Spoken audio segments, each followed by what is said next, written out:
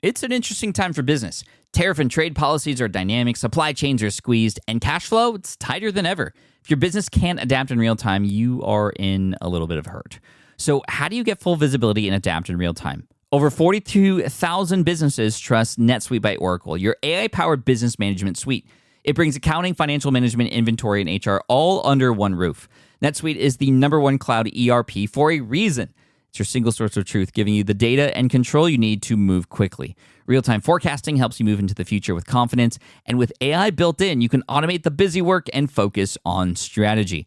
NetSuite helps you see what's stuck, what it's costing you, and how to pivot fast. If I were running a business with a lot of moving parts, I'd use NetSuite for full control over everything. Tame the chaos with NetSuite. If your revenues are at least in the 7 figures, download the free ebook, Navigating Global Trade, 3 Insights for Leaders at netsuite.com/SPI. That's netsuite.com/SPI.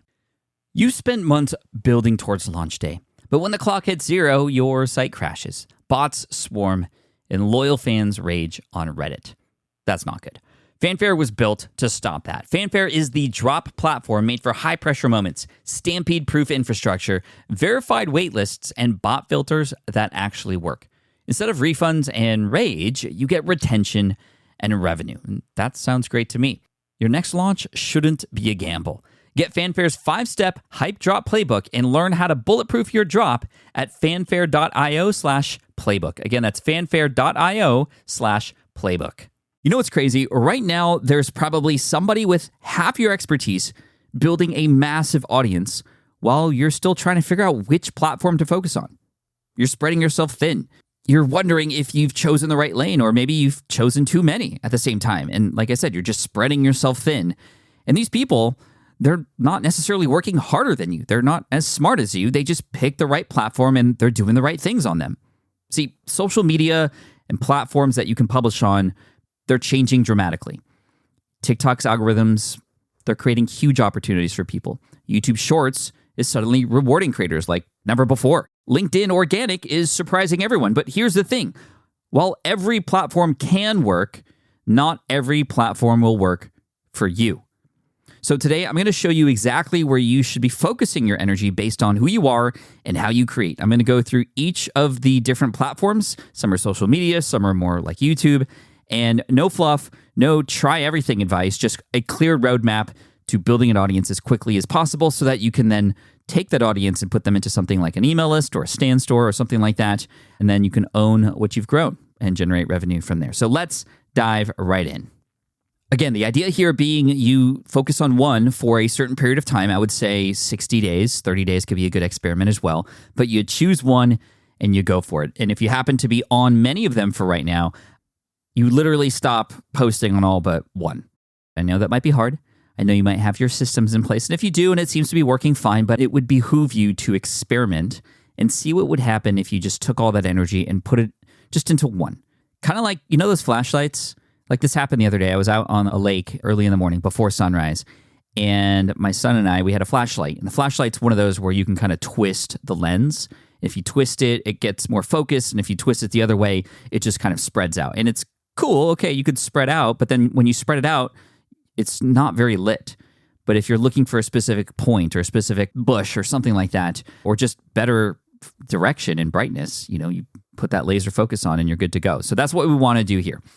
Okay, so let's start with YouTube. Now, YouTube, I'm going to break into 2 different sections. We talk about YouTube a lot. I'm heavily invested and getting rewarded on YouTube, and I know many of you are as well. But if you are considering YouTube or on it, let's just kind of validate it here. So really, it is perfect for patient creators.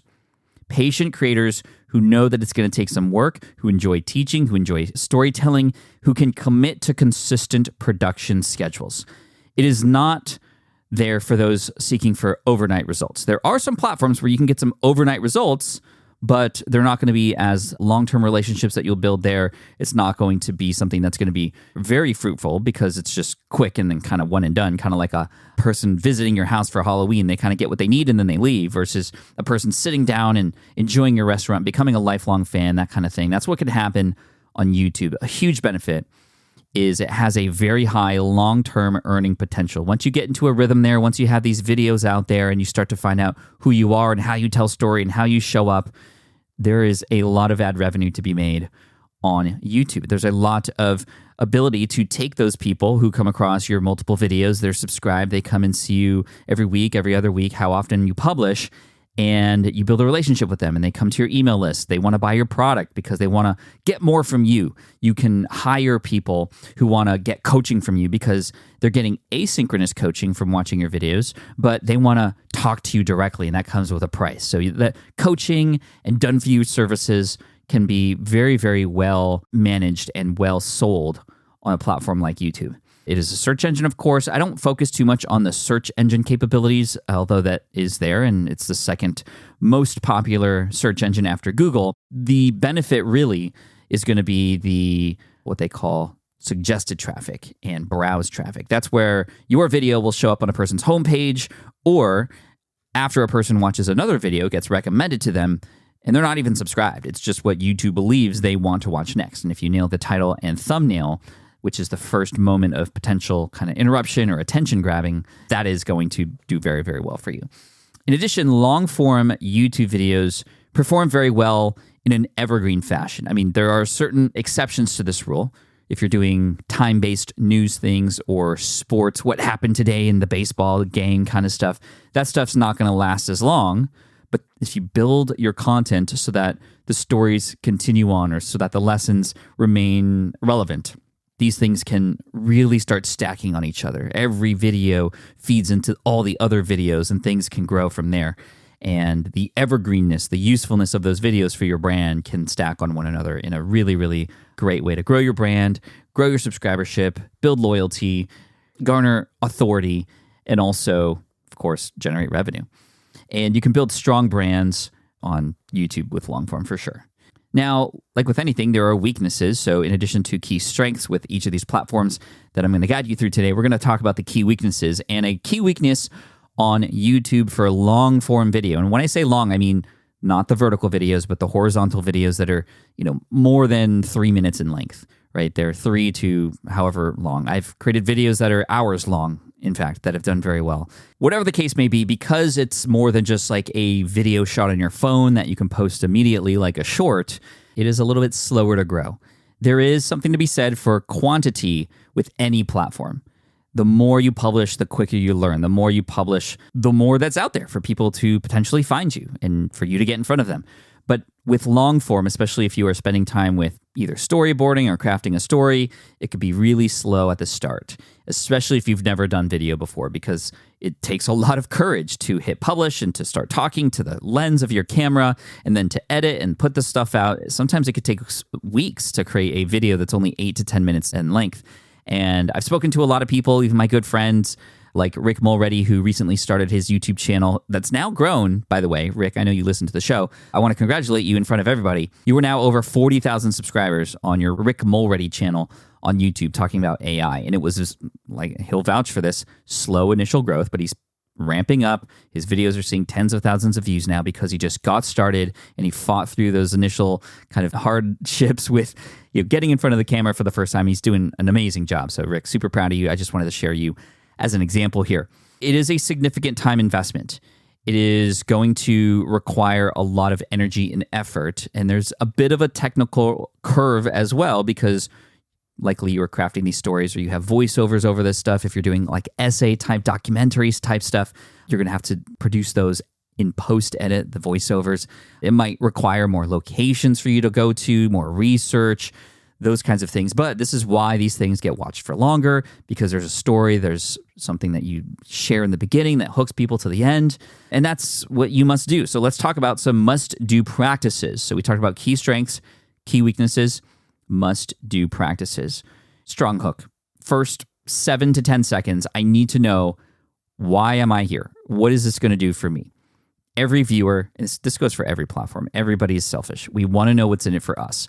And on YouTube, it's especially important, significantly important, because you're putting so much time and effort into the storytelling in the long form video that if you don't nail the hook, then there's literally no reason for a person to stick around. And if people leave early, if people leave within the first 30 seconds, then that signals to YouTube that, people who see this don't stick around, so let's not share it with anybody else, right? And that's where you get less impressions. You get throttled impressions. The reverse is true, though. If you hold people for a long time, YouTube will help you. YouTube will support you. They'll send it out to more people because when you think about it, you're helping YouTube keep people on the platform, which makes them more money. So when you help YouTube, YouTube will help you. You got to optimize your titles and thumbnails. That is another must do. We call it the click and stick strategy in our YouTube from Scratch course. And the click is the title and thumbnail, and the stick is the retention, right? So that's the hook and the storytelling. And then the last thing you must do here, I mean, there's a lot of things, but other than just hit publish and go, which is going to teach you more than anything, study the analytics. The more you look at your analytics, you go into your videos and you say, okay, you look at the retention graphs. Where are people dropping off? Go to that part in the video. In fact, the retention graph is nice because inside of YouTube's analytics, you go to the point at which it drops off and it shows a little video of what's happening at that moment in your video. And you can go, oh, that's where I just kind of blabbered on about something. I'm going to not do that the next time. Or you see a nice flat kind of length of time in your retention graph. Great. That means whatever you said right before that or however you're delivering that content during that time is keeping people on board. So study that. Do that. Click-through rates, watch time. Those are all really key. Engagement. These are kinds of things that you must pay attention to in the analytics. Common pitfalls. Chasing perfection early on. If you try to get it perfect up front, you're never going to hit publish, and that means you're never going to learn, and you're never going to put it out there for people to potentially find. Not niching down enough. I think when we try to create too much general content that's out there, you are not going to really get a person to go, ooh, this is for me, right? They're going to go, oh, is this for me? Is this not for me? It seems to be for everybody, but like I need something a little bit more specialized. Other pitfalls are poor thumbnail design. Don't tell the whole story in the thumbnail. I see it all the time. You put little images of everything across the entire story that you're trying to tell or the entire lesson that you're trying to share. Just one image that is focused, that incites curiosity, that plays with the title. If you include words in your thumbnail, don't have it match exactly the same words as the title. That's redundant. Have it be a word that might intrigue somebody related to the title that they have just read, right? So poor thumbnail design. Inconsistent uploading. You got to stay consistent. It's really, really key. That's how you build audience. That's how you build a rapport with those people that are watching, but also with YouTube. YouTube begins to learn your upload schedule and help you out if you can help them, again, get in front of more people. So to finish off with YouTube longs, I'll call it, the best practice would be to commit to 6 months. 6 months of consistent uploads for one video per week, 10 to 15 minutes in length. Now, don't take that as you must have a 10-minute video, and if it's 9 minutes, it's never going to work. No, the videos need to be as long as they need to be. I mean, you can have a very valuable 5-minute video. Just in general, try to shoot for videos that are kind of around that length. That's a good length, 10 to 15 minutes initially. 6-month goals, you can get to 1,000 subscribers in 6 months. In fact, in many cases, if you just study like what we teach inside of YouTube from Scratch, inside of our SPI community, I mean, we've had people get to 1,000 subscribers in less than a month by just following some simple rules. I've shared many of them with you already to help you in staying consistent, and don't worry about the views. Yes, worry about the analytics and use the views to understand why or why not certain things have happened, but you want to worry about staying consistent more. That is going to be the win here. And that's going to be a common theme throughout all of these platforms that we're talking about, all these publishing methods, right? Just shoot for the goal of consistently showing up in the rate that you want to, commit to that, and the numbers will happen. And the numbers will happen the way they're supposed to, and then you can assess afterwards whether or not you want to continue. Speaking of continue, let's continue with YouTube Shorts. And this is specifically for YouTube. We will be talking about Instagram as well as TikTok and other short type platforms, but let's talk about YouTube specifically. So YouTube Shorts are really, really great for quick tip creators, those testing things on YouTube. What I love about Shorts is it's a perfect experimental ground, right? You can experiment with something for like 30 days, and you can just kind of show up for 30 days straight and try a bunch of things, and you can try different content. It's a great sort of stepping stone into the world of video if you aren't really great at editing and you just kind of want something quick and simple. You know, you don't need to be a flashy editor to hold a person's attention. Again, you'll hear about it when we get into the tips in this section, but the hook is going to be really key. And there are people who don't do any edits at all. They just talk to the camera, or they show something that they're doing while they're talking, or create a voiceover, And these are highly engaged videos that are wonderful. Some key strengths. Well, it leverages YouTube's platform. There's a lot of people who are on YouTube, and YouTube Shorts, I think, are, 1 billion views a day? I don't even know. It's ridiculous. Just on the Shorts shelf alone, the Shorts feed, it's crazy. Lower production requirements, like I said. Quick audience feedback. You'll be able to tell rather quickly what is working and what is not after even just a week of publishing daily. And if you can go even more than daily, great. Some of my favorite creators, I just happen to catch 4 or 5 times a day. I would still focus on quality, or I should say value, having value in what it is that you share and showing up. And again, not worrying about the numbers. You just consistently show up. It will start to work. But quantity is still key. Don't sacrifice value, though. That's what I'm trying to say. You want to still have some value, but you don't have to have the highest quality stuff. In fact, sometimes the more raw stuff is more real. It's more relatable. And that's what I love about this too. It's as if it's okay that you're just talking to the camera. It's as if when you're watching, it's like, oh, this person's in the room with me, right? I see a lot of videos where I watch till the end. A person's telling a story for several minutes. They're just in their car.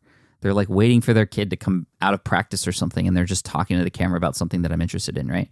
And if you do have the opportunity to have both a long form channel and a short form component within it, then sometimes if the audience is overlapping, the shorts can turn into long form viewers, and even vice versa. Not always the case. In general, same audience, same channel, different audience, different channels. So some key weaknesses, however, it's less predictable than long form. The algorithm is very finicky. It's changing all the time. I mean, the other one is too for the long forms, but it just seems like you can do the exact same thing the next day and it won't go anywhere. So it's a little bit harder to predict. It's harder to monetize directly. You can monetize on YouTube Shorts, but I mean, we're talking 10 cents every 1,000 views versus on longs, depending on your niche, you can get anywhere between $5 to $50 for every 1,000 versus 10 cents. So that's what? For every 1,000,000 views, you're getting $100. That's not a lot. But monetization just doesn't happen on only ads. It can happen by bringing people to your program or talking about it or bringing them to your shop or showing the thing that you're selling. And those things are possible too. And the other key weakness here is there is a need for frequent posting. It's just not going to work. It will not work if you just are infrequent. The more, the better. And it's sad, but that's how the algorithms work. Must-do practices. Hook in the first second. You have to have some visuals, some movement. I mean, think about it. People are doom scrolling. I mean, they're flipping through until they find something that catches their eye. We're basically like on, Tinder with our audience. We have to catch a person's attention or they're just going to swipe away, right? So what can you say? What can you show? What can you do? You have to think about that. Single clear message per short. Going all over the place, it's not going to work. That's why in general, like the top 5 tips or whatever on shorts don't work very well because it's like people just need the one. So if you have like a top 5 tips thing that worked somewhere else, break it up into 5 different shorts. That could work really, really well. So post consistently once a day is ideal. 2 to 3 is actually better per day. Every other day, probably minimum, but it's not going to work as well. If you're going to do this, do it. And like I said, you're going to laser focus on it. So daily. And when you do this daily, you will learn how to do it even better, even faster, get more comfortable with it, etc. And every once in a while, you can try using trending sounds. Trends aren't as important anymore, where you're using the song that everybody else is using or the same dance or anything like that. I wouldn't even worry about that. That's what people think that shorts and TikTok and Reels have to be like, where you have to just dance to get attention. No. Now it's about the hook and talking to the people that you believe this video is for. And remember, a person's doom scrolling. How are you going to help them understand what's in it for them? So some common pitfalls are, this one's if you also have a TikTok and you repost on Instagram, reposting the one with the watermark is just doom. Don't do that. No clear value proposition. You're kind of just blabbering on. Again, hook is really, really important. Too many topics at once. Weak hooks. Don't even worry about and stress about thumbnails or anything like that. Like people don't see the thumbnails unless they're coming to your page. But the massive growth comes from when people see it while they're flipping through and your video shows up. So timeline and metrics, commit to 60 days. I would do 60 days, try to get 60 days, 60 videos, if not more, 45 to 60 seconds for each. Again, they can be as short as 15, but I would say if you do this, you can have multiple videos that have over 10,000 views, and you can get 2,500 subscribers within 60 days. I mean, it's very possible, for sure. Next, let's talk about TikTok, which is pretty similar to YouTube Shorts. There's going to be a lot of overlap here. However, there's some special things with the TikTok algorithm that we want to talk about as well. TikTok in particular is really great for high energy creators who can post frequently. In fact, there is a strategy here where you could post both on YouTube Shorts and TikTok. And I think that is something that can work really, really well if you just get the systems in place. If you just do one, it doesn't take very long to just literally publish to the other. The trouble with doing that is now your focus is broken up, especially when it comes to the community and the comments that are happening there, but that's not as big of a worry. But it is a great platform. The issue with it is it's really unknown whether it's going to continue to be here or not. It was banned at one point. It kept being mentioned to be banned, or it might be sold, but if it's sold, it's going to change because it's not TikTok's algorithm anymore. It's whoever bought it. The strength of TikTok is its algorithm. It is probably, out of all the platforms here today, the one where you could probably grow the fastest. There is monetization opportunities on there as well. You can generate more revenue. I generate about a third of the amount of revenue on TikTok than I do with YouTube Shorts, just FYI. And that's just, again, a fraction of YouTube Longs in terms of ad revenue. But let's talk about more of the key strengths here for TikTok. Fastest growing growth potential, like I said. Powerful discovery algorithm. Has a search capability, sure. But it's, again, the feed. And again, this is why it's important for your videos to be very niched and very purposeful for a group of people, because the algorithm will find those people. There's really good built-in editing tools. There's a quick feedback loop, meaning you'll rather quickly see what is working and what is not, which is great. The key weaknesses, though, are the videos have a pretty short lifespan in general. There are many cases where videos will pop off and do well for a very, very long time. But in general, that's very rare. Keeping up with the algorithm and staying on top of it and continuing to create is going to be really important. So the longevity of these videos aren't really great.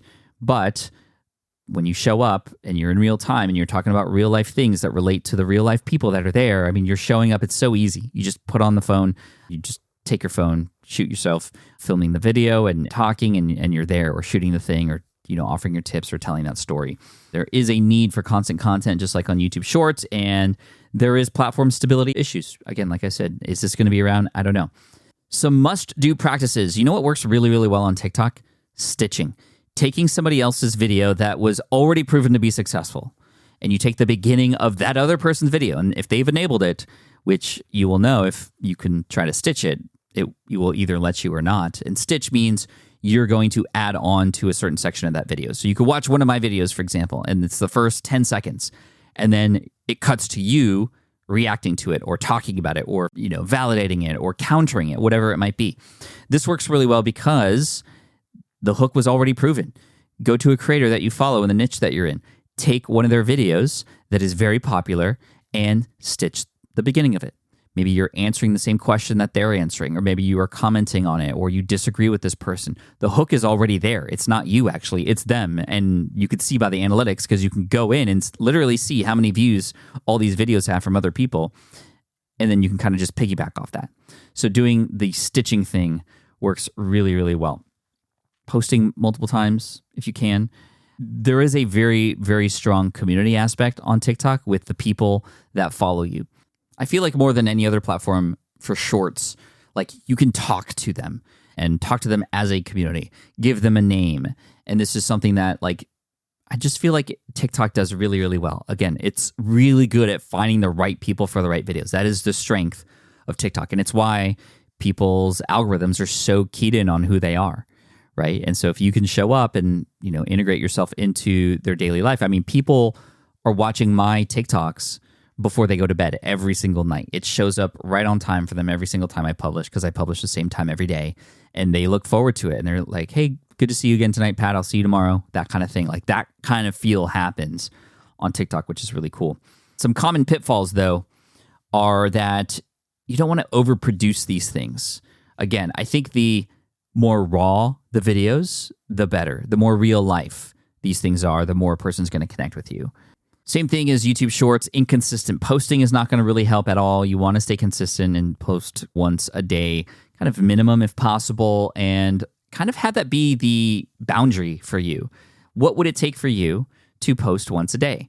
How much time potentially might you need or need to carve out? And what should you say no to when it comes to the productions that you're putting together for TikTok so that you can get to that once a day publication schedule? The other pitfall is not taking advantage of, like I said, the stitching and the commenting. The commenting is a really great thing too. You can do this on other platforms too, but really it works really, really well on TikTok. If a person replies to one of your videos, you can actually create a video with that reply then being shown on the screen. So you can now show that you are engaged with the community, but maybe a person says something that was incorrect or supports what you're sharing. And then you can further that. And again, it allows you to address individual people in the comments. And this works really, really well. This is how you start to create 2 or 3 videos a day because you're not producing with a camera separately and then post editing and all this stuff.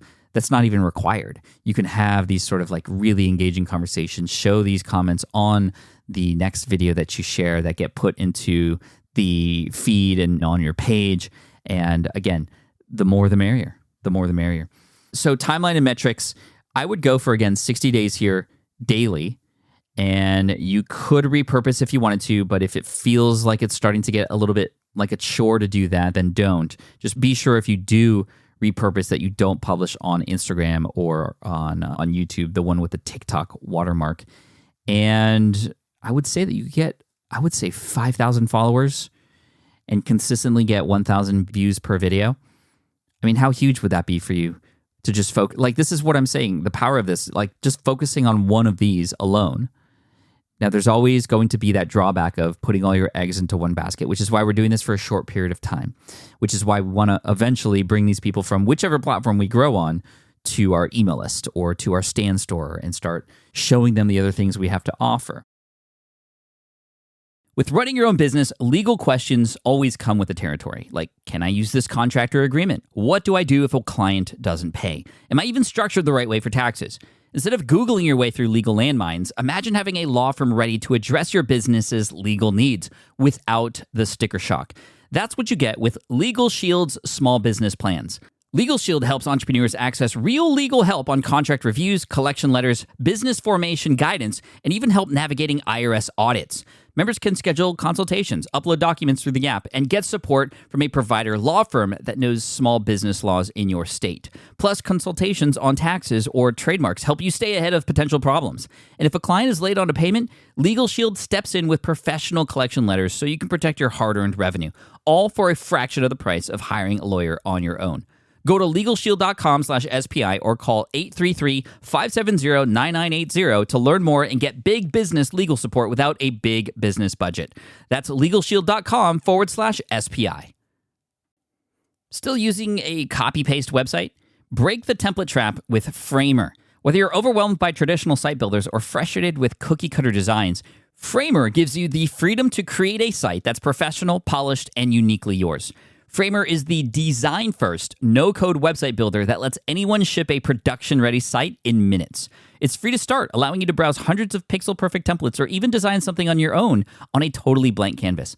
Add bold animations like appear effects, text effects, parallax scrolling, scroll animations, looping animations, and much more in seconds. The built-in AI handles the heavy lifting, generating starter layouts, and can even translate your entire site to any language.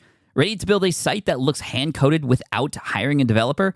Launch your site for free at Framer.com and use code SPI to get your first month of Pro on the house. That's Framer.com, promo code SPI. Framer.com, promo code SPI. Rules and restrictions may apply. So let's move on to Instagram now. So Instagram is great, especially for visual brands and lifestyle content creators. If you do a lot of things with your hands or the locations that you're in, those types of things. I feel like TikTok is better suited for face to camera. Well, Instagram is not as great for face to camera, right? That being said, it can work. I have seen brands on there and I do follow people who do face to camera on Instagram, but TikTok, it feels like that's more not welcomed. It just performs better there. But again, Instagram with Reels is another place for you to publish those things, right? Because there's Instagram Reels, there's Instagram Stories, and there's Instagram Posts. So posts can be videos as well. There's a lot to uncover with Instagram. So I'm going to talk about Instagram more of in a general sense. I think I've covered a lot of short form strategies, and a lot of those strategies will work for Instagram Reels as well. Instagram Stories are great. Stories, if you are doing stories, it's not necessarily a great way to quote unquote grow, because you're mostly in general sharing those stories with people who already follow you. So I like tacking on Instagram Stories, just to kind of talk about this real quick. I like tacking on Instagram Stories just in moments of the day where I'm doing something that may be interesting to those people who already follow me. I don't fine tune those. I just might take a picture and go, look where I'm at, or hey, this thing caught my eye, or what do you think of this, or run some sort of poll or something. I try to create at least one story a day on Instagram just to kind of continually and more deeply engage with those who've already subscribed or who already see my videos or my reels and or posts. So stories are there to kind of like amplify and build even stronger relationships with people. And I love Instagram Stories. It's one of my favorite things to just do, like on the fly. If I'm at a convention or something, I'll just take a snap photo, or I'll snap a quick photo of where I'm at or who I'm with and tag that person, and boom, there's a story, and everybody's kind of like getting an insider view of what I'm doing. That's what I think stories are great for. It's just like, hey, come follow me on this journey. You can do blitzes. I think blitzes of stories are great if you happen to be at like a convention. You can just say to yourself, okay, I'm going to do 20 quick story posts about where I'm at and things I see right away, and they're just there for the next 24 hours, and then they disappear. And that's why they're there for people who just kind of are following along in your journey. So, but let's talk about Instagram in general. So it's really perfect for visual brands, lifestyle content creators, like I said. There's multi-format, right? Like I said. So if it feels like it's too much because, well, there's posts, and on these posts, do you do video? Do you do carousels? Do you just do an image? You have to write the little bio or the blurb.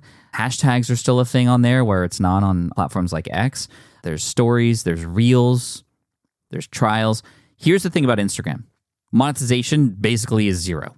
Unlike TikTok, and definitely unlike YouTube, the same videos that I'm posting on TikTok and YouTube that are getting millions of views and tens of thousands of dollars per month are getting $0 on Instagram. There was once at some point a monetization system that is similar to the TikTok and YouTube sort of ad type strategy. That doesn't exist anymore. You cannot sign up to it. It is for people who are grandfathered into it. And the only ways to monetize now are through gifting. I think I've received 2 cents from somebody on Instagram for a following of 800,000 on Instagram on Deep Pocket Monster, and over 100,000 on Pat Flynn. And I think there's subscriptions as well. You can ask your subscribers to pay, and they pay monthly, to get access to like additional posts that only subscribers can get.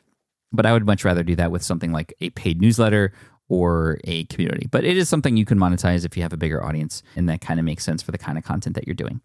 So key strengths, however, for Instagram, multiple content formats, so you can kind of like tackle things from a bunch of different angles. There's strong brand building potential. This is a great one because a lot of brands that do work with other brands are on Instagram, and they do their work, and the social media managers at these other companies do brand deals through Instagram, probably more so than TikTok, and then definitely more so than YouTube. It's hard to connect directly with people on YouTube. That is a weakness of YouTube specifically. This is a strength on Instagram. The person-to-person connection, the DMs. And if you are a brand and you're showing up and you're getting a lot of views and you connect with these other brands that are out there, it's so easy to connect with them. It's so easy to partner with them and do these brand collaborations. It's so easy to actually do, like literally publish a brand collaboration and a person. I did this with the Detroit Lions. I did get paid for that. I got flown to Detroit and I got to come to a game and open Pokemon cards on the field. But I filmed a short and a reel and a TikTok on their field. And on Instagram, we just collabed on it, which meant that it was published on both my following and the Detroit Lions following. So it was as if they posted it, even though I initiated it. It showed up on both of our pages and both of our feeds to our audiences. And as a result, it was, at the time, their second highest viewed video on Instagram Reels within like 2 weeks. The Detroit Lions, I helped them create their second highest viewed video, which was pretty cool for a period of time. I think it currently has like 4 million views at this point. But it was cool, the little collab that we did. It's so easy to do brand partnerships on a platform like Instagram. So that's what it's huge for. Great for relationship building. for your audience when you start to get comments, reaching out to DMs or via direct messages to them, even putting a little voice message or a little video saying hello. So easy to do on Instagram. That's what I love about Instagram. It's the relationship building for sure. And there's some pretty good shopping integration too, to have people buy things if you sell them later and those kinds of things. Instagram is really, really good at that. Key weaknesses though, it seems to be increasingly pay to play. So, like boosting posts and those kinds of things. I mean, that's just the meta way. That's how it was on Facebook. It's this way on Instagram. It's a complex algorithm. It is kind of unknown how the algorithm works compared to like a TikTok or a YouTube.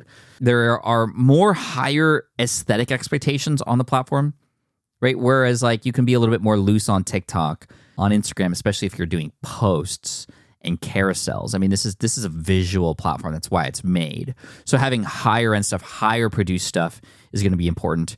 And it's pretty time intensive, I would say. It does require a little bit more work, especially if you are doing like what you should do, which is mixing a lot of these formats together, like reels, stories, and posts, creating the same kind of like consistent aesthetic that used to be more important. It's not as important anymore. Like more people just don't care about how their actual page looks. Remember when people used to like, the grid, they used to kind of create like pictures with the grid and make sure they all had the same kind of like, if you're a photographer, then yes, people are still going to look at that.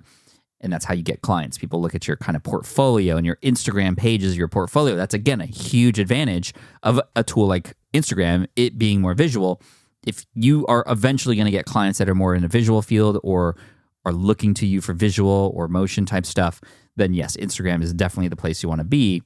The community component of it, like I said, is going to be really key. Maintaining that aesthetic is something you must do. And then some specific tips for feed posts. Carousels work really, really well, especially for education. Like, okay, step 1, and then swipe step 2, swipe step 3. Or if you're sharing top 10 places in Monterey Bay to visit, cool, let's put them all in a different image, multiple posts, and people are swiping through. That is called a carousel. High quality visuals, 3 to 4 times per week on feed posts. For Reels, definitely similar strategies to what we talked about in the other short form platforms. Using music is great. They're tapped into a lot of music that you can just put in the background, even on stills. And then 4 to 5 times per week. So basically daily if possible. Stories, some update per day is going to be important. Again, this is why it's like multi-format, right? You're building an audience through your Reels and feed posts. Feed posts are injecting more visuals to your audience. Your stories are more behind the scenes, a couple times a day if possible. And I would give it 90 days. If you were just starting out on Instagram, give it 90 days, 3 to 4 times weekly on posts, 4 times to 5 times weekly on Reels, stories daily. Give it 90 days. You could probably garner 2,500 followers. And again, have that really good engagement with those videos. That's what you want. You want to ask questions. You want to have people tell their stories in the comments. I see that happening more on Instagram than on TikTok for sure. People in the comment section itself sharing their life stories, opening up a bit. People are more likely to do that on that platform. All right, let's talk about LinkedIn. Yes, perfect for B2B creators, so business to business creators. That's not to say if you are not a business to business creator, it's not going to work for you. It's working for a lot of people, but professional is the key word there. Professional thought leaders. You are looking to stand out and be an authority in the space that you're in. It's not really for just entertainment-focused creators, right? There's always going to be some sort of business or professional aspect to this. So if you think in reverse engineer from who your ideal clients are, if you have clients, then think about that. If your ideal person who's going to be engaging with you is more like a casual just person who's watching a game show, a person who might watch Mr. Beast, then maybe you aren't ready for LinkedIn, or it might not make sense. But it's still worth experimenting with because there's a lot of people on there. It feels very old school, and some people love that. It feels, because it's mostly written content, I would consider video, and we'll talk about that in the tips in just a second. People like Neil Patel, I'm basing my strategy on. He's going live daily with video as am I, and it seems to be working. I am getting some engagement on LinkedIn for the first time ever after having an account for a decade plus. By doing what? By focusing on it. You might have heard this in a previous podcast episode where I said I was going to focus on LinkedIn for a certain number of days straight, and I'm doing that, and it's working, and I'm learning, and the algorithm's starting to go, oh, Pat's consistent here. Cool. That's what a lot of these algorithms will do.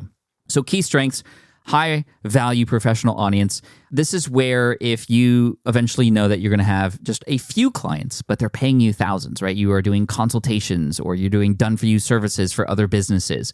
You don't need 1 million followers or subscribers. You just need a few key clients. This is where you can hook up with them, right? They can find you and you can chat with them. You can have professional conversation and even just get hired right on the platform. Has really good organic reach right now. Content longevity is working. I'm seeing a lot of people who are creating these really highly valuable pieces of content that are helpful, that people save, they bookmark, and they're using them. And they're not just using them, they're sharing them with others, which then gets more views, more reach. And again, like I said, the professional networking on this platform is unlike anything else. Key weaknesses, though, is it is kind of limited with creative freedom. I mean, I definitely think that because of that, there is a case for standing out by being more creative on the platform, especially in the niche that you're in. I mean, again, I'm not an expert at LinkedIn. I'm in the middle of learning it as I go. But there is sort of a etiquette, it feels like, on the platform, especially with comments and how people reply. I've tried some videos that are more entertainment-based that work elsewhere that just aren't working on LinkedIn. And sometimes the more professional how-to type stuff that I feel like worked back in the day on blogs works really well on LinkedIn. And I do feel, again, that word blog, we'll talk about that in just a second later on in this conversation we're having today about different platforms, because blog is an interesting one. But LinkedIn does feel like the old days of blogging, where I'm publishing what feels like blog posts, just in video format. But the comments feel very bloggy. And that's both good and bad. It's good because maybe just for me, it's familiar. It's where I started and I know how that works. And so the more you engage, the more you leave comments, the better it is. I mean, your account will be seen more. Just the algorithm will push it out more in your posts if you are engaging with more people. That's just how it works. And it feels like how people used to leave comments on blog posts back in the day, where I'm not sure if it's genuine or not. And with AI, I'm not sure if these people are actually meaning to say these things or if they're just pushing a button to say these things. I'm not sure. So it does feel a little interesting in a weird time to be in this, but I do like it. It does come with more of a professional tone, maybe considered a weakness. You kind of have to, again, there's like an etiquette there. It feels like it's slower growth, but again, if you are targeting the right people and you just need a few clients and they pay really, really well for the work that you have, I mean, it could work really, really well. This is Justin Welsh's #1 platform, I believe, is LinkedIn, and he's crushing it. I'd recommend you follow him. And it's a more narrow content scope, but I hear that, and I'm not here yet because I have just started on LinkedIn, but you can do a really good job of cycling through a 90 to 120 day content cycle, right? Where you kind of just like repost, not copy paste, but you can kind of go through a 90 to 120 day content cycle where you're kind of like bringing back the same topics that you brought back before and maybe just updating it. I cannot wait to get to that point where I can get to kind of like a third through the year and then just kind of say the same things over or better. That's really cool. But like I said earlier, a key weakness, slower growth, more narrow content scope. But here's what you must do. Sharing industry insights is something that I see working really, really well. This is something I see Neil Patel do. He's like, these are the kinds of posts that have the most backlinks, or these are the kinds of videos that get the most views. And it's super helpful, right? Again, it's like the old blogging days. Here are the kinds of posts, but now in an updated format here on LinkedIn, which is kind of cool. I like it. Tell professional stories. This is where I think the creativity can come in a more professional setting. Tell professional stories. Jason Pfeiffer does this very, very well. He's the editor-in-chief at Entrepreneur Magazine, and he's got a fantastic LinkedIn account you should follow, and just the storytelling. And he tells stories of other companies, and he tells his own stories, and I love it. It works really, really well. Post during business hours. People are probably at work wasting time on LinkedIn, and that's where you can be found. And engage with the network as well. Again, that is very, very important. If you're just posting and it's kind of one-way street conversation, you're not engaging, you're not actually commenting and liking, like all those little factors, liking even, do matter. So the commitment, I would probably commit to 120 days, 90 days maybe minimum, and post 3 to 5 times a week. I would try to post daily. But again, remember, you have the ability to create written posts. You have the ability to create images. You have the ability to do videos. And I'm just trying the video thing because I'm starting to get familiar with that, even though I'm not totally comfortable with it. Yes, I do YouTube and I'm not totally comfortable with video, but I do it because I know that's a great, great strategy. And after 90 days or 120 days, 500 connections. 500 connections, consistent engagement. That's what you want to shoot for. All right, next, let's talk about X. So X is a X factor here in the social media platform arena. And of course, this was formerly known as Twitter. I've been on the platform since 2010, so 15 years. So I've seen it go through a number of different changes. And right now, especially since the takeover from Elon Musk and his purchase, it's become very interesting. I know a lot of people just don't want to go on it, sometimes just because of Elon. But also, it's not, how do I say this? It's very similar to TikTok in the way that you basically will get more of what you put into it. Whoever you engage with, the kinds of topics you're interested in, you're just going to see more and more of that. Your bubble and the walls in that bubble become thicker the more you dive in. And that could be a good thing because you get more of those kinds of things you want to know. But it also, especially if you, I don't know how I got into this, but in X, especially around the election time, I must have read a couple posts or watched a couple videos that made X believe that like I wanted to go all in on political related stuff. And I just started to see like just one side of things the whole time based on those first couple videos I saw. And you just got to be conscious of that. And that may be great in some cases, maybe not so great in others. But let's talk about X in a few different ways. Let's talk about its key strengths, actually, and really who it's perfect for. It's like quick insights, quick community building, quick conversation. This is where you can kind of like water cooler talk. And you can educate. And you can share threads. Threading is important. We'll talk about some must-do practices and such. But you can just have a random thought and share it with literally, if nobody sees it, no worries. But also a lot of people could see it, and that's kind of cool. You never know what could blow up on there. That's also where it's kind of like on TikTok. You never know what you could share. On my Deep Pocket Monster X account, or I might say Twitter a few times because I still mix those two up, I posted just a random thought the other day about how much trash Pokemon cards have because the boxes have all this plastic and all this waste. And I just shared that randomly. And then a bunch of people retweeted it. A bunch of people shared it. It has 184,000 impressions. Like 5,000 to 6,000 people hearted this thing. And it's had a lot of people discuss around it and share their thoughts. And some people agree, some people disagree. Some people came up with solutions. They're kind of debating under there just because I had this thing. And I only had, at the time, 15,000 followers on Twitter. And I got 184,000 impressions. And I got several thousand more followers just as a result of that one post. Because it was, I mean, I don't know how it was controversial. I think there is too much trash. But I think because it connected with people directly. Just directly. So I think that's what the strength is on Twitter. The other strength on Twitter, and what I love, is something that I got inspired by Alex Hormozi. You know, I'm not a huge fan of his, but I don't dislike him either. Maybe I'm just intimidated by his muscles and his wife beater that he wears all the time. But he does this thing where he uses X as his experimental ground. He'll post a number of different random thoughts throughout the day, and he'll just see which ones actually take off. And the ones that take off, that's a signal. I'm going to create a podcast episode about it, or he does. Or he'll create a video around it. He'll go deeper into that. It'll become a newsletter because it's proven. And he can see that, okay, this thing took off on X. People shared it. They talked about it. They're communicating around it. They'll probably do that elsewhere too. So I love that idea and why I think X is really key. Monetization can happen on the platform. I'm monetized on the Deep Pocket Monster channel. And I think I had 6 million impressions. I think I made $29, just to kind of give you an idea. So here are the key strengths. So real-time engagement. This is like as real-time as you can get, which I love. Great for networking. I've networked and have built a lot of great, strong relationships just on X alone. And if you need more direct relationships for your business, X is a great place to do that. And yes, some of it is professional, but a lot of it isn't. So whereas LinkedIn is more professional and kind of professional only, this is where you can be entertainment based. And like there's a lot of gamers and a lot of all kinds of industries, actors, voiceover artists, like you name it, they're there. Quick content testing, like I said, and you can, even though the character length is pretty small for a particular post, to get that quick thought out there, you can create threads.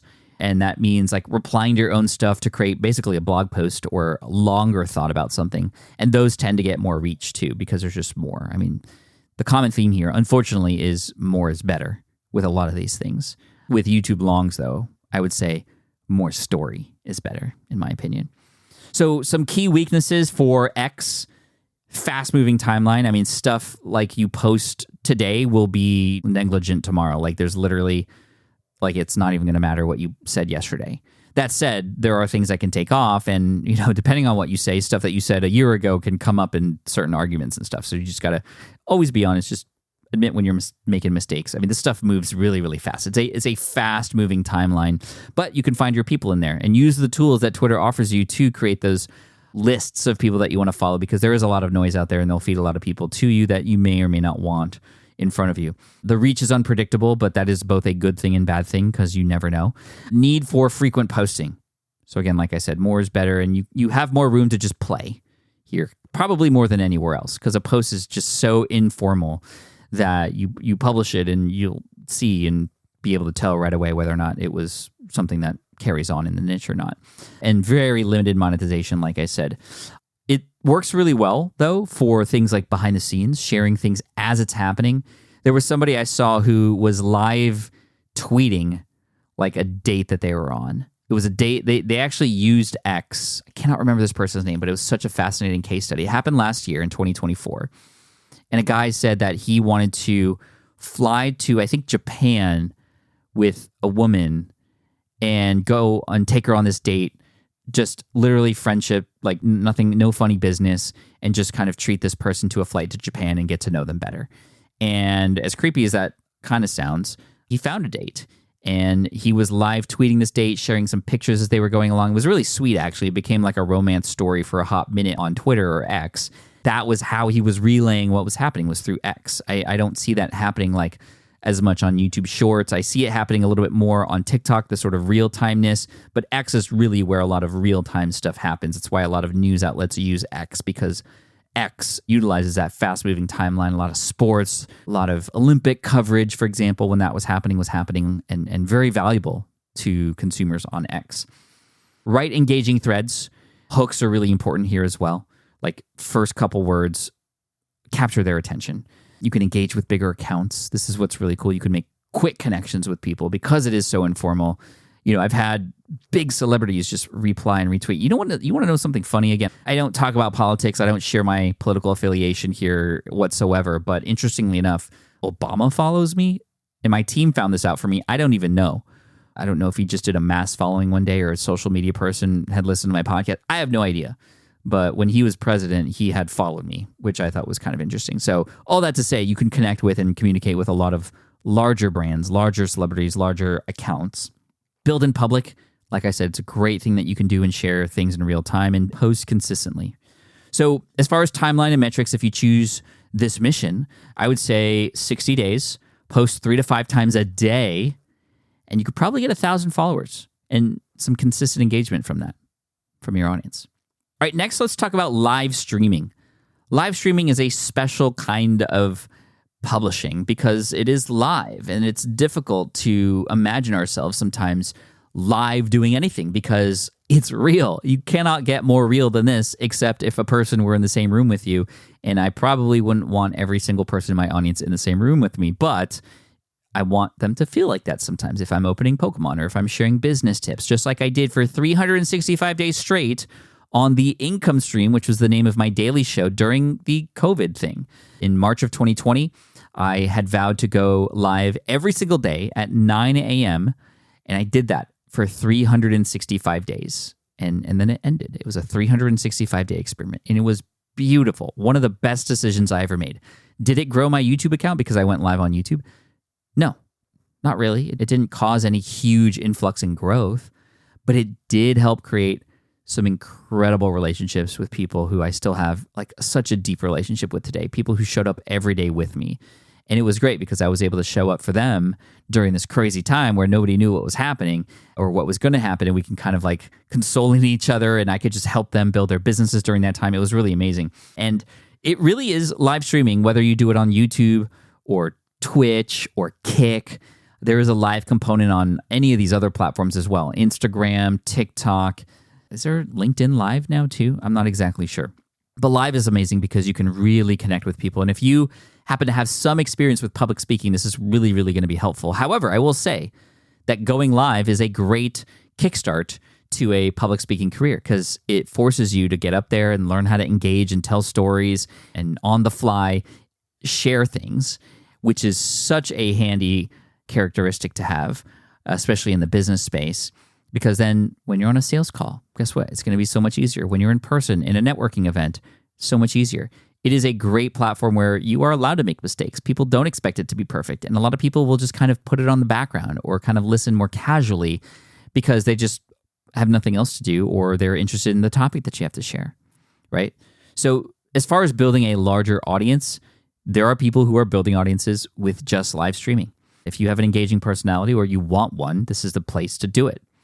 If you have limited time or inconsistent schedules, however, then this wouldn't be for you. It is one of those things that you will benefit most by showing up consistently, by practicing. You get better every single time. You get more comfortable every single time. And even if you have 0 people watching, it's still worth doing because you can, number one, those replays will still be available and still be useful. In fact, on the live streams during the income stream on the Pat Flynn YouTube channel, more people were watching the replays than the actual lives. So that's, again, one of the big benefits of YouTube is those lives that then turn into videos, and you can update the thumbnails and titles later if you want. Those will still be seen and still work evergreen. Less so on platforms like Twitch or Kick, or especially on social media platforms like TikTok and Reels. Those lives don't get seen as much and as often after the live is over compared to YouTube. So YouTube Live is definitely my favorite. Great discoverability. And you can then take from those lives, this is a cool benefit of the lives, is with all that content. Let's say you're live for an hour and you go live every other day. Well, during that hour, you maybe tell 12 different stories or 5 different stories. You're engaging. People are asking questions and you're answering those questions, and those are 5-minute chunks. Any of those chunks, those little moments in the middle of your live stream can turn into shorts. And you can rip them out. In fact, you can do that just right from the YouTube platform itself. And a lot of people are using those lives to create a lot of those shorts that then bring more people back to the lives, and then the VODs, the videos on demands that are created afterwards from those lives. So that's really cool. A consistent schedule is going to be really key. Engaging with the chat is going to be something you're going to have to learn to do. It is a skill. It is an art, but it can be learned. Referencing people by name, calling them out, and using a lot of tools. This is where maybe the weakness is. It takes a lot more tools. It takes a lot more technicalities to do this. It takes a lot more effort. It takes a lot more energy. It takes you getting out of your comfort zone, and that's hard, but also it's so worth it. So worth it. You can monetize on lives as well in many different kinds of ways. So consistent schedule, engaging with the chat is key. You need a clear stream structure. Going into a stream, a person wants to know, okay, what is happening here, right? You're not at the point when you're starting out that you can just kind of show up like Moist Critical does on YouTube, and people will like show up by the thousands because they just are already a fan of his. You have to have topic-specific streams, and you can come in as the expert or somebody exploring or doing research in real time and sharing as you go. Emily Baker, for example, is somebody who is an incredible live streamer. She has been on the podcast several times before. She's a lawyer, and she covers a lot of these cases that are happening in real time, and she's like kind of discovering things as she goes and interacting with her audience and just trusting her knowledge and expertise to do that rather than like scripting this whole thing and creating videos up front. So it's actually easier for several people once they get into the groove and they get used to it to create live stream videos versus scripted, storyboarded videos or even shorts. The shorts can come from these videos, which is really cool. And like I said, quality technical setup is going to be key. People are not going to watch a grainy live stream with terrible audio. The audio is a really important component of it as well. So that's just kind of a high-level view of live stream, but I would encourage you to do that. But again, if you're going to do this 3 to 4 times a week, 2 hours each time, 90 days, go for it. You will be a much better communicator after. You will have developed a strong relationship with a few amazing people in your audience who discover you and show up and continue to show up for you because they find you unique in some case, or they love what you say and they want to learn more. These can become coaching clients. This is like a 90-day webinar you're doing, but you're kind of just starting that relationship now, right? I would say you can get to a point where after 90 days, you're getting 50 average viewers in every live stream and 1 core community forming. That would be awesome. And that's all you need to build a strong community, and a community that would support you and help you launch your thing or join a community that people would pay for, whether that's a Discord community or a community on Circle or something like that. 90 days. Go for it. Next, let's talk about blogging. Blogging, I've said it before. I said this in a mastermind group and they kind of got on me. But let me say this with an asterisk. Blogging is dead, but it's not really. it's kind of dormant. It's not a growing platform. It is very oversaturated, and SEO is not as useful as it once was, search engine optimization. There is no longer a just build it and they will come situation. And I know it's if you build it, he will come from the movie, but if you build it, they won't come. You have to go and find these people to come back to your website and check out your blog. Blogging networks are no longer a huge thing where if you blogged and people kind of would discover that blog from their own blogs, these kinds of things just aren't working anymore. However, blogs can still work. Websites are still important. It's not where I would recommend starting, however. But there are a few cases where blogging can make sense for you at the start. I don't want you to start here because you're afraid of video, though. That's where a lot of people, I feel like, get it wrong. They're like, okay, well, I'm not good on camera. I'm not good on a microphone. Therefore, I will blog.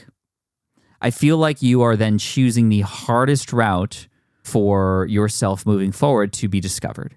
Not because writing does not allow that capability, but because you are just ultimately scared of these platforms that we've already talked about today that are going to get you many, many more eyeballs and earballs on you. Earballs. Yeah, we haven't talked about podcasting yet. We'll talk about that last here. But blogging is perfect for deep subject matter experts. Super highly technical things work really, really well on blogging because it does need a lot more room to talk about. It needs a lot more visuals to show certain things. And again, there is a case for having these things still be shared on YouTube. But for people who are very search heavy in their content, where there are people searching for these things and you know this and you want to create the literal best information on this stuff, then blogging can be really great for that. It's definitely not for people who are seeking quick results or viral growth. Key strengths, you get to own your own platform. Unlike these other platforms where you're building your audience and then at any moment in time, an algorithm can change, which is why, again, you got to own what you've grown. If you've grown something on YouTube, if you've grown something on X or on LinkedIn, taking them out of there and into an email list is going to be really key. If people are on your website or a blog, they're already, and it's really easy for them to subscribe. Content longevity is great. If you create something that is really, really useful, a pillar article in a community or in an industry, well, it's just going to get shared and linked to everywhere. There's a lot to do to make that happen and a lot to understand to give yourself a chance, but it is possible. Search engine optimization, like I said, isn't as strong as it once was, but it's still a thing. You can, with the proper metadata and proper titles and keywords and just really good content that people share, then yes, you can be found when people search for it, and that's free traffic. And then the email list building from your blog is really great. Key weaknesses, slow growth, very high competition, very saturated. Technical requirements aren't as much of a weakness, but it still is. This is why I think starting on something like a stand is probably my number one recommendation if you aren't needing to write on a website. If you want to sell something or sell into a coaching call or really quickly create an online course or a membership or something, Stan is great for just removing those technical requirements.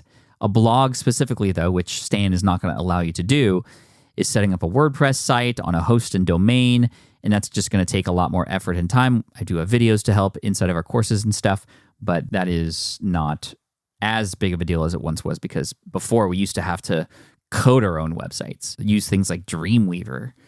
And there's regular maintenance, especially with plugins and other things like that. Like websites do require upkeep, whereas on these social media platforms, those are being updated on the back end on their side. Keyword research is really important. Quality over quantity, I would say that is definitely the case here. This is the one case where going deep into something is much better than just surface level a bunch of times. So quality over quantity here. Internal linking, understanding how any articles you write kind of relate to your stuff and also other stuff that's out there on the web. You want to show Google, you want to show Wikipedia, all these other things that you are a resource worth linking to and becoming a part of this interweb of resources for this particular thing. And again, you must also, while they're there, capture an email. So time commitment would be 6 months for this. Post once or twice weekly, and you could probably get 1,000 monthly visitors in an email list of at least 150 to 200 people within 6 months, realistically. That being said, there are ways to grow your email list even without a website and a blog that you could grow to over 1,000 on your email list faster. But if you are going down the blogging route, that would be the case. Now, let's finish off with podcasting. We're here on a podcast right now. I think the huge strength of a podcast is its ability to create a deep relationship. I mean, you've been listening to me for over an hour. People are reading a blog post for maybe 10 minutes. People are watching a video for probably less in general, especially short form content that's 45 to 60 seconds, and then they're out, moving on, swiping up. And something like on X or LinkedIn, they're just spending a couple minutes reading something and moving on. Here, you're listening because you are in the car, you're on a walk or on a jog, you're at the gym, you're on a plane because you've downloaded this, and you just are here with me. And that is unlike any other platform. This is why I'm so big still on podcasting, even though you've seen me go all in on YouTube lately. We've been together for an hour, people. That's huge.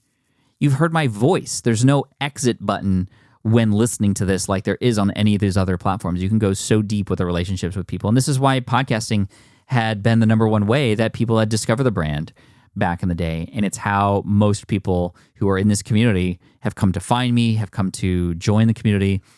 By the way, if you haven't yet, you should. smartpassiveincome.com/community. Come join. But some of the weaknesses of podcasting, however, relate to its findability. There is not really an algorithm that's helping us much here. Having a website to support can add a little bit to that, but what people are doing now is adding YouTube to their podcast, or recording a video to go along with their podcast and publishing that, or just publishing the audio on YouTube Music through YouTube and getting more listens that way. But there isn't really a great algorithm for people to, if you come up with the best episode, then it's not going to automatically be shown to people who that best episode would be for your niche. And that's a shame. That's a huge benefit to things like YouTube and these other social media platforms, a big detriment to podcasting. You can still be found on search through Apple Podcasts and Spotify and things like that. And like I said, Google as well. But really what's going to get your podcast to grow is word of mouth, which is why the sort of deep rapport with your audience is really key, because people will build a relationship with you. They'll listen to you. They'll talk about you with others. They'll get more people to become fans much faster than you can if you were just to randomly stumble across them yourself, because a person's recommending you to them, right? There's no better recommendation than one that comes from a trusted friend. And that's where we as podcasters can definitely take advantage. And this comes with creating excellent content, going deep into these conversations. It's so much easier to connect with somebody and say, hey, would you like to come on the podcast? I'd love to interview you and share your expertise with my audience and give you some exposure.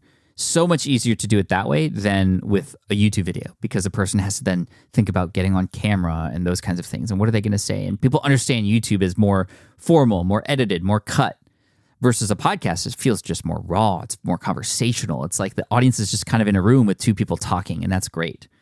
This is why I love podcasting. The relationships that it's built for me that have helped my business, my family, my career, has been unmatched to any other platform. So if you are going to go down the effort of going into podcasting, amazing. You want to get to the hook. We no longer have the ability to talk for 10 minutes about random stuff before we get into the episode. People are trained on these other platforms that we just talked about.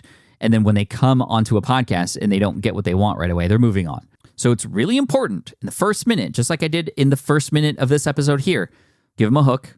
Like I said, remember, there's probably somebody out there half as smart as you growing much faster because they're doing X, Y, and Z. That was a fine-tuned hook to get you to perk up and go, what? I need to figure out what's going on here. And here you are, 1 hour and 8 minutes later plus to figure out all this stuff. And hopefully this is helping you at least explore these options if you haven't really considered all of them yet, or get excited about one or two. And again, choose one for the time commitment time. For podcast, best practice, again, hook in the first 30 seconds. I would say even 20 seconds you have. We have a little bit more room than on a TikTok where you have the first 2 seconds, but still, you want to get to it fast. Storytelling is key. This is the platform to practice storytelling. Tell your stories. Really get into the visuals. Study storytelling. Become the best storyteller possible, and then people will tell that story and bring more people in via word of mouth, because that's where growth is really going to happen on a podcast. Word of mouth. People talking about these episodes. We hear when a certain celebrity is on another person's podcast and some tea comes out, right? That's what we want to have happen with our shows as well. So practice maybe talking about something a little bit more controversial. Bring an opposing view on your show and have a debate, but a friendly one with them. These are the things that are going to work to really, really get some views and people listening to your show these days. I would commit to 6 months, 4 months minimum. 6 months would be ideal. 1 podcast episode per week, 30 minutes to an hour each, could be longer. And I would say if you do this, and I think again, with all these things, you could speed up the process by going through our courses, right? We have our number one course, which is Power Up Podcasting. It's by far our most successful. I feel like you could get to a consistent 500 downloads per episode. That number will vary depending on the niche that you've selected. 500 downloads per episode and a core audience being built. An email list can even come off of that. But I feel like you could even get your first client, maybe even two, within the first couple months. So that's podcasting. So we talked about a lot of platforms today. And I want to say just number one, I'm proud of you for trying to figure this out because it's not easy. And the truth is, when you commit to this time period for whichever platform, don't worry about how well the videos, the posts, the audio is doing. Yes, look at the analytics, consider how to readjust from there, but don't get so down if the numbers are down. I would get down if you knew that you could have published something, but you didn't. That's where I would be down. And if that happens, if you miss a date or if you're not consistent, great. Just go, okay, I'm going to do better next week. Boom. And then you get back on the saddle and you go for it. The win is you seeing it through for that length of time that we talked about and then being able to assess truly whether or not you want to continue or not or try something else. Awesome. Keep up the great work. We're going to go a little bit deeper into video in the next week and also some of these other platforms as well in the future. Make sure you hit subscribe so you don't miss out. And again, if you want to go really deep into some of this stuff and learn how to do it the right way, the smart way, head on over to our community. If you're in the community already, you know you have access to all of our courses already. But head on over to smartpassiveincome.com/community. Just get started. And we'll see you in there. Thank you so much and best of luck to you. I'll see you on any of these platforms because I'm on all of them, but I wasn't on all of them right away. Right? One at a time. Laser focus. You got this. Hey there, quick pause here because I have to tell you about a tool that completely transforms the podcasting workflow. Riverside. I get it. I used to juggle multiple platforms just to record one podcast episode. It was exhausting. Zoom for recording, Audacity for editing, and then a bunch of different apps just to create clips and social posts. I've tried other ones as well. They were okay, but they were clunky and super time-consuming. That's where Riverside has massively helped. I can do it all in one place, recording, editing, repurposing, one platform, one streamlined flow. I just log in, record with my guests no matter where they are in the world, and just like that, studio-quality audio and high-resolution video all in one. And get this, even if your Wi-Fi glitches, Riverside records locally on your device so everything sounds and looks crystal clear. But here's my favorite feature, Riverside's AI editing tool. You can remove silences and filler words with just one click, hours saved. With Magic Clips, Riverside also automatically finds the best moments and turns them into ready-to-post videos for YouTube Shorts, TikTok, Instagram, all without the extra editing. So if you're looking to level up your production quality and simplify your workflow, go to smartpassiveincome.com/Riverside and use code SMART to get 1 month free on the Pro plan. That's smartpassiveincome.com/Riverside, promo code SMART. It's built by creators for creators, and I think you're going to love it. Look, I get it. You want to grow your business, but trying to sell to hundreds or even thousands of people gets very exhausting very fast. But what if you could sell at scale with a simple, powerful quiz? Score App helps you sell to more people without adding more to your plate. You build a quiz or assessment that your audience actually wants to take. Then they answer a few quick questions and get a personalized result right away. It shows them where they're at and what they need to do next and how you can help. And you build huge amounts of trust before you make even a single offer. No hard sell, no chasing leads, just value at scale. Get 50% off the first 3 months using the discount code SPI. All you have to do is just head to scoreapp.com/SPI. Again, that's scoreapp.com/SPI.